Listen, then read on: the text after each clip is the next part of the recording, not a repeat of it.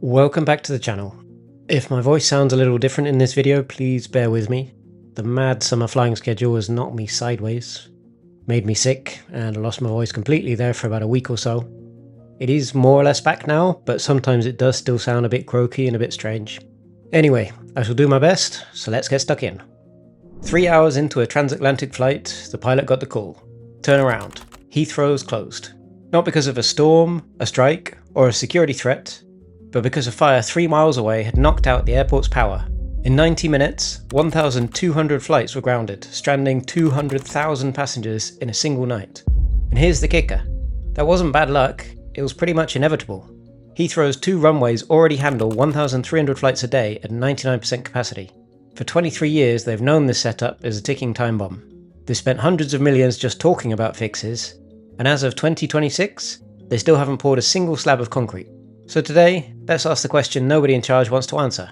Even if they finally build a 3rd runway, was Heathrow ever actually fixable to begin with? Quick comparison.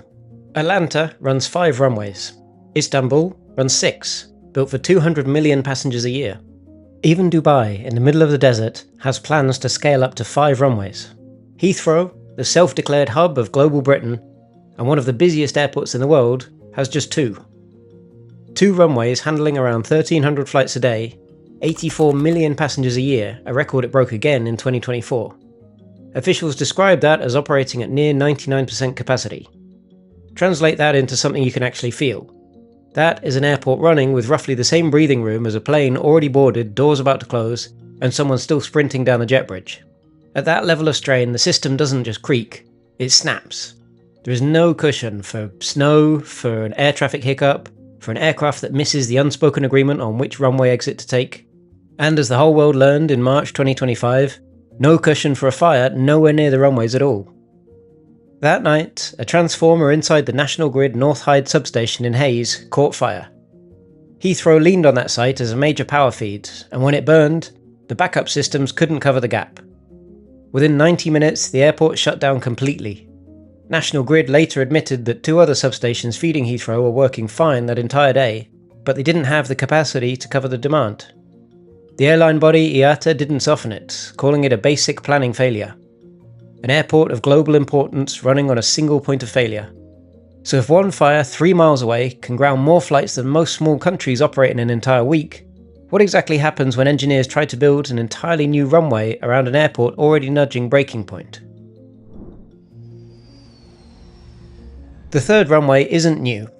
The idea was first floated back in 2003, back when the iPhone didn't exist and Tony Blair was still the UK's Prime Minister. Since then, it's been approved, scrapped, revived, approved again, and dragged through the courts more times than most people can count. Ministers call it essential for growth. Residents in villages like Longford and Harmondsworth, some of whose families have lived there since before the airport existed, call it the end of their street. Airlines call it a bill that they never agreed to pay. And in February 2020, the Court of Appeal called the whole approval illegal, ruling that ministers hadn't properly weighed the UK's climate commitments before waving it through. Then the pandemic hit, air travel collapsed, and the fight went quiet for a few years while Heathrow just tried to survive. Fast forward to January 2025. Chancellor Rachel Reeves stood up and greenlit the project once again, calling it essential for the economy. In November 2025, the government formally chose Heathrow's own £49 billion plan over a cheaper rival proposal that would have used a shorter runway for roughly half the price. That does sound like momentum, right? But here's the catch. Planning permission isn't expected until 2029. First flights, if everything goes to plan, wouldn't happen until around 2035. That will be 32 years from inception, an insanely long time while the world outside London is continuing to develop and advance. And even that timeline assumes the politics hold steady, which is a massive assumption. The Prime Minister who backed this expansion, Keir Starmer, has already stepped down, and his successor Andy Burnham has previously warned that pouring billions into Heathrow could starve the rest of England of the investment it actually needs. In other words, the runway that took 2 decades to get a yes could lose it again before the first bulldozer even shows up. Heathrow insists this entire project will be 100% privately financed. No taxpayer money at all. Sounds sensible. A company responsibly footing its own bill instead of asking the public for a handout. Except that's not really what's happening. The Civil Aviation Authority, the CAA, has already approved Heathrow clawing back £320 million in early planning costs, and that money comes straight from the airlines, who then pass it straight on to you, the passenger, through higher fares. So it's private financing in name, but it's your wallet doing the actual financing. And the overruns are already piling up before a single new runway slab has even been poured. Documents obtained by the Times newspaper revealed that upgrading one service tunnel at Heathrow was budgeted at £21 million. The final bill for that upgrade? £342 million. More than it cost to build an entire Premier League football stadium for a single tunnel nobody outside the airport will ever see. A separate cargo tunnel budgeted at £45 million ended up costing £213 million. Now imagine that same pattern across a £49 billion mega project that involves diverting one of the busiest motorways in Europe underneath live runway traffic. The M25 carries roughly 130,000 vehicles a day, and the plan calls for shifting it 150 metres west, lowering it and burying it in a tunnel, all while cars keep moving above and planes keep landing beside it.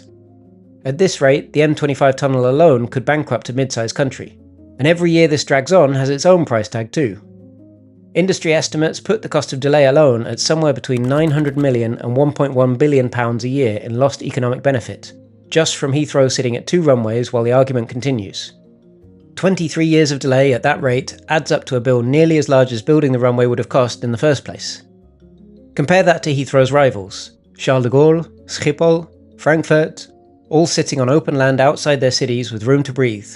Heathrow is boxed in by homes, schools, and entire neighbourhoods pressed against its perimeter fence. There's nowhere left to grow without demolishing something or someone's life. So if the money keeps overshooting and the land keeps fighting back, what happens to the people who actually live under the flight path? So this is where it stops being an engineering story and starts being a human one. A government-commissioned health assessment found that up to 3 million residents could face significant adverse effects from the expansion. We're talking noise, air quality, housing access, and community well-being.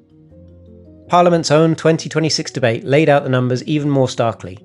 Roughly 325,000 additional people would fall into the category the Department for Transport labels significantly affected by noise. That's not just about being annoyed while trying to nap. Research cited in the same debate found people living around Heathrow face a 24% higher chance of stroke, a 21% higher chance of heart disease, and a 14% higher chance of cardiovascular disease compared with people in quieter areas. However, we should remember that many of these people did choose to move to the area after the airport was already in place. Meanwhile, the economic case that's supposed to justify all of this isn't nearly as solid as it sounds in the press releases. The Department for Transport's own appraisal put the runway's net value anywhere between a positive £3.3 billion and a negative £2.2 billion. Critics point out that roughly 3/4 of the new capacity would go to international transfer passengers, people who touch down, change planes, and leave again without necessarily spending a single pound in the UK economy. Hundreds of thousands of people are facing real health risks. Costs threaten to blow past the budget before construction even starts, and an economic payoff that might not even be positive. That's the trade the British public is being asked to sign up for. I know most pilots would agree with me when I say that despite operating at absolute capacity, Heathrow does so exceptionally well. There may be absolutely no spare room, and Heathrow by its very location may be facing a serious uphill battle to achieve what its rivals have. But there are very few airports in the world that can handle that volume of traffic that efficiently, day after day. It really is, usually, an incredibly well-oiled machine. However, when something does upset the status quo, when something does tip it over the edge, it can then all come tumbling down very quickly. And here's a twist that makes this whole saga even harder to defend. While Heathrow has spent 23 years arguing with itself, its own backyard neighbour just quietly solved a similar problem in a fraction of the time. Gatwick, London's second airport, has operated for years on a single main runway plus a backup strip that only handled taxiing and emergencies. In March 2025, the government approved converting that backup runway into full routine daily use. Total cost, roughly £2.2 billion. Entirely within Gatwick's existing footprint. No motorway to tunnel, no village to demolish. It cleared its last legal challenge in June 2026 when the High Court dismissed campaigners' objections, and the runway could be carrying regular passenger flights before the end of the decade, potentially years before Heathrow's third runway even finishes construction. Let that comparison sit for a second. Gatwick's fix cost roughly 22 times less than Heathrow's, and it's on track to open first, despite starting the conversation significantly later. If a smaller airport down the road can outplan, outbuild, and outpace the country's flagship hub using its own existing land, what does that say about the flagship hub itself? It's not a straight like-for-like comparison, I know, but it does make you think. Zoom out further, and the picture gets even worse. Istanbul didn't spend decades bickering, it built 6 runways essentially from scratch. Dubai is planning to go straight up to 5 runways in a desert airport with room to spare, potentially making it the largest airport in the world. Paris, and to a certain extent Amsterdam, sit on some open land with more space to keep growing. Heathrow is the one major global hub that has to fight a motorway, a floodplain of local opposition, and its own regulators just to add a single extra strip of tarmac. Heathrow isn't broken because nobody tried to fix it. It's broken because every fix runs into the same walls. It's a landlocked site, a fragile power grid, a motorway in the way, millions of residents who never asked for more noise overhead, 23 years and £49 billion, and one fire in a building it doesn't even own already proved how thin that margin is. By the time this runway opens, if it opens, some of you watching this video today may even have grandchildren old enough to fly from it themselves. So maybe the real question isn't whether they can build it, it's whether they even should. What do you think? Worth the money? Or time to just admit some airports simply run out of room to grow and put the focus elsewhere? Also, I have a little request. I see that the vast majority of you here, even those coming back for the 2nd, 3rd or 5th time, thank you very much by the way, are not subscribed. I get it, you don't want to be bombarded by rubbish, I feel the same way. But I promise I won't. It only takes a moment, just click down here somewhere, wherever the button is.